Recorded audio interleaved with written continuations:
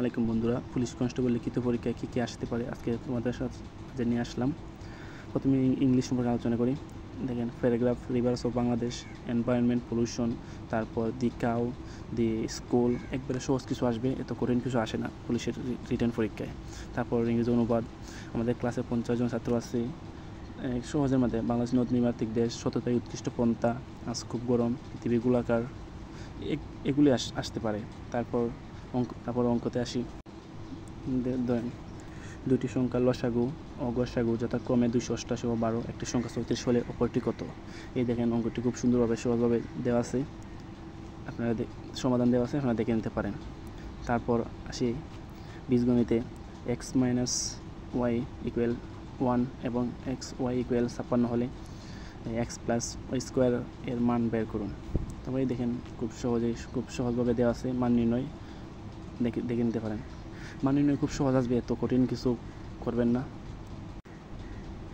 তারপর আসি সংক্ষিপ্ত প্রশ্নের। এই পানামা খাল কোন মহাসাগরকে যুক্ত করেছে? তারপর বাংলাদেশের পারমাণবিক বিদ্যুৎ প্রকল্পের নাম কি? এটা কথা বলে রাখি, যত মাথা ঠান্ডা করে লিখতে পারেন প্রশ্নগুলা, ততই আপনার জন্য ভালো হবে। তারপরে আপনারা পরীক্ষার টাইম মেনটেন করে প্রশ্নগুলো লিখবেন। তারপর আপনারা চেষ্টা করবেন অন্যেরটা না দেখে নিজেই যা পারেন তাই লেখার চেষ্টা করবেন। তারপর আসতে পারে আবু সাঈদ নিহত হন কবে? 16 জুলাই 2024। অন্তর্বর্তী সরকারের প্রধান উপদেষ্টাকে? ডক্টর মোহাম্মদ ইউনূস।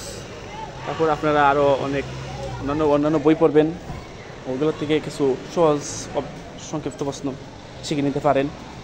তারপরে আপনারা পরীক্ষাটা হবে মূলত 1 ঘন্টা 40 মিনিটের, আর 20 মার্কের পরীক্ষা হবে।